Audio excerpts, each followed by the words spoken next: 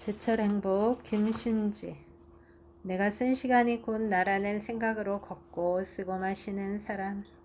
작은 더위의 계절 수서에 태어나 초여름을 좋아한다. 계절에 발맞춰 걸으며 삶의 여백을 사랑하는 일에 대해 계속 쓰고 싶다. 입추는 24절기 중 한 해를 여는 첫 번째 절기.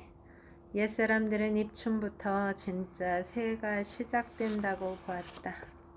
그래서 입춘에는 혹시 모를 불운을 막고 행운을 불러오고 싶은 마음에서 비롯된 풍속이 많다. 절기력에서는 새봄의 시작과 새해의 시작이 같은 날이니 평소보다 더 많은 희망이 필요했을지도 모를 일이다. 입춘날 각자 맡은 일을 9번씩 하던 9자리라는 풍속도 있었다. 그렇게 해야 한 해 동안 복을 받는다고 믿었기 때문에 공부하는 아이들은 천자문을 9번 읽고, 나무꾼은 나무를 9짐하고, 나무를 캐도 9바구니를 캐고, 새끼를 꼬아도 9번 꼬았다는 이야기.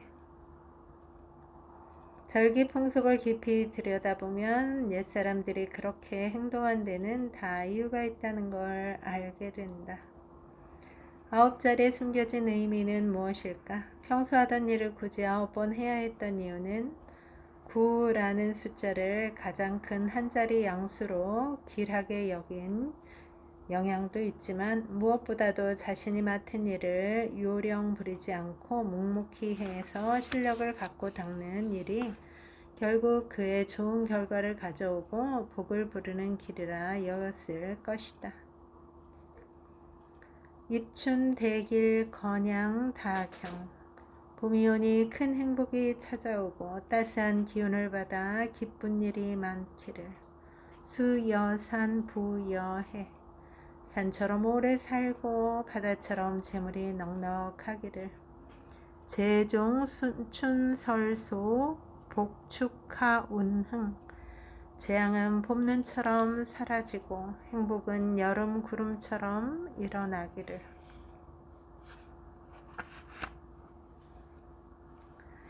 입춘의 숙제는 하나. 꼬박꼬박 때를 맞춰 찾아오는 봄처럼 지치지 않는 희망을 새해 숙제로 제출할 것.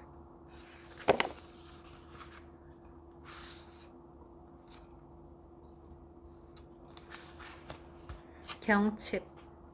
살구꽃이 처음 피면 한 번 모인다. 복숭아꽃이 처음 피면 한 번 모인다. 한여름에 참외가 익으면 한 번 모인다. 가을이 되면 서쪽 연못에 연꽃 구경을 하러 한 번 모이고, 국화꽃이 피면 모이고, 겨울이 되어 큰 눈이 내리면 모이고, 세모의 화분에 심은 매화가 꽃을 피우면 모이고. 모일 때마다 술과 안주, 북과 벼루를 준비하여 술 마시며 시 읊는 데 이바지한다. 중난시 사첩서. 대서. 19살까지 살았던 시골 마을에서는 아무것도 하지 않는 시간이야말로 정말 중요했다. 여름이면 해가 높이 뜨기 전인 아침과 맹렬한 더위가 좀 수그러든 저녁에만 들판에 나가 일을 하고, 쨍쨍한 한낮에는 모두가 쉬었다. 그래야 무사히 기운을 회복해서 진짜 해야 할 일을 제대로 할 수 있었으니까. 그럴 때 나무 그늘에서 쉬는 사람에게 누구도 게으르다고 손가락질하지 않았다. 오히려 한낮에 조금 더 일을 해놓겠다고 자리에서 일어서면 나서서 말렸다. 그러다 큰일 난다고. 괜한 욕심 부리지 말라고. 무리하면 지치는 법이니 지금 지쳐 있다면 그건 필시 무리했다는 뜻. 내게도 그런 시간이 있었다. 한낮을 기어코 떼약볕으로 나가듯 살았던 시간.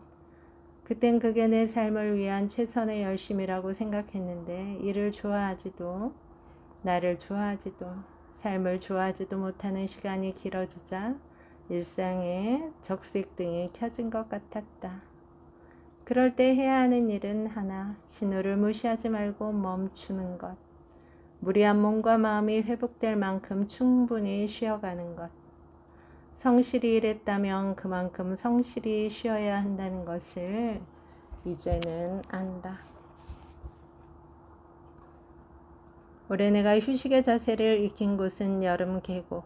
고향집에 내려가서 부모님과 함께 계곡 옆 식당에 갔을 때 백숙과 감자전, 동동주를 주문하고 땀을 식히며 앉아 있는데 그새 아빠가 사라지고 없었다. 물 만난 물고기과의 아빠는 물가에서 툭 하면 사라진다. 나무 사이로 내려가 보니 계곡물이 얕게 흐르는 판판한 바위를 침대 삼아 팔베개를 하고 누워있는 사람, 우리 아빠였다. 여름은 그렇게 휴식의 자세를 익히기에 좋은 계절. 나의 풍류 선배 다산이 쓴 글 중에 소서팔사, 즉 더위를 식히는 8가지 방법에 대한 글이 있다. 한여름 무더위가 시작되면 시원한 물을 한 모금씩 마시듯 이 글을 읽어본다.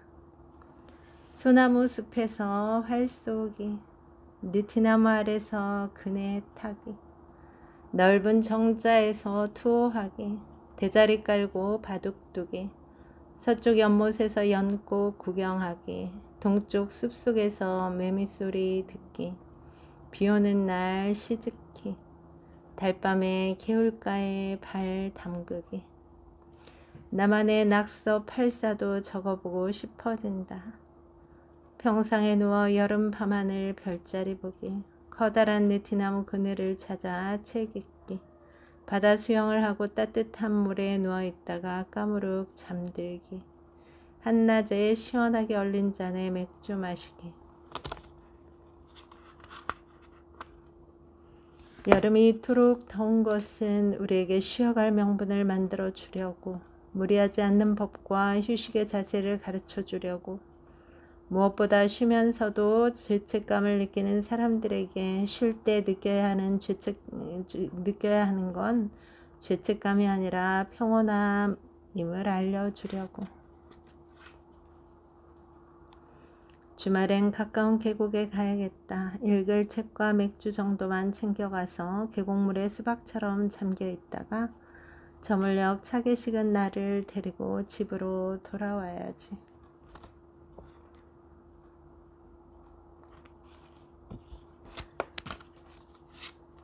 대한 추위에 약해 쉬이 웅크리게 되는 나는 겨울을 유난히 힘들어하는 편인데, 웅크린다는 것은 스스로를 안아주는 자세.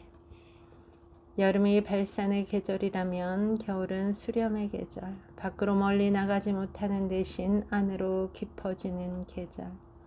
성장을 멈추고 쉬면서 뿌리의 양분을 모으는 식물처럼, 겨울잠을 자는 것으로 에너지를 보존하는 동물처럼, 자기만의 공간에서 자기 안의 목소리를 들으며 삶을 생각하는 겨울. 지난 3계절 동안 썼던 에너지를 다시금 충전하는 시간. 자연스럽게 살고 싶다는 것은 나의 오랜 바람 중에 하나. 그것이 정확히 무엇을 뜻하는지 모르면서 내내 바랐다. 내가 나 이상이 되려고 했을 때 행복해지고 싶어 열심히 살았을 뿐인데, 그 열심이 도리어 나를 해칠 때, 하루하루 사는 일이 발끝을 세워 걷는 걸음 같을 때, 이렇게 살지 않아도 되는 방법이 있을 것 같았고, 자연스럽게 사는 일에 그 답이 있을 것 같았다. 나무와 새들이 겨우살이를, 계절이 하는 일을 지켜보면서 자연스럽게 산다는 게 무슨 뜻인지 조금은 알아가는 기분. 겨울이 겨울다워야 한다는 건 겨울이 하는 일이 있기 때문. 북쪽에서 불어온 세찬 바람은 숲을 몇 차례 흔들어 빈 자리를 만든다. 마른 나뭇가지나 꺾인 데가 있던 줄기는 바람에 떨어져 버리고, 나무는 남길 것만 남긴 채 겨울을 난다. 최소한의 에너지를 튼튼한 가지를 지키는 데 쓰면서. 그렇게 생겨난 숲의 여백으로 봄이 오면 새로 태어난 가지들이 뻗어나갈 것이다. 땅속에서는 제대로 묻혀 혹한을 견뎌낸 도토리만이, 서리빨 틈에서 얼어 죽지 않은 씨앗만이 새 봄을 맞이한다. 겨울은 모든 생명이 살아남을 수 있을 만큼의 강함을 배우는 계절. 겨울을 뱉어내지 못한 많은 것들은 죽음에 이르지만 또 숲의 양분이 되어 봄을 맞을 것이다. 자연스럽게 산다는 건 결국 계절의 흐름을 알고 계절이 무엇을 어떻게 바꾸어 놓는지 알고 제때에 할 일을 찾아서 했던 옛 사람들과 동식물처럼 사는 것. 아주 오래전부터 그러하기로 되어 있는 흐름에 내 걸음을 맞추는 것으로 충분하다 생각하면 불필요한 가지가 바람에 떨어져 나가는 느낌이다. 꼭 필요치도 않은 것을 이것저것 매달고 여태 그것을 풍성함이라 여기며 살았던 건 아닐까. 내가 나로 살아가는데 필요한 건 이거구나. 나머지는 결국 다 부수적인 것들이구나. 살아온 시간이 쌓인 만큼 내가 정말로 원하는 것이 선명해지면 좋을 텐데 자주 잊고 새로 배우길 반복할 뿐이다. 그러니 다시 돌아오는 계절이 있어 우리 삶을 새로 고침해준다는 건 얼마나 다행한 일인지. 봄이 오는 한 우리는 매번 기회를 얻는다. 동시에 이번 봄은 다음 봄이 아니기에 유일한 기회이기도 하고 한 번뿐인 계절을 귀하게 여기면서 한 번뿐인 삶을 자연스럽게 살아가고 싶다. 겨울숲의 저 나무들처럼 신의 부재 속에서도 할 일을 찾았던 옛 사람들처럼. 여러분, 오늘도 좋은 날입니다. 오늘 하루 잘 살아내느라 수고 많았습니다. 힘내세요. 다음에 또 만나요.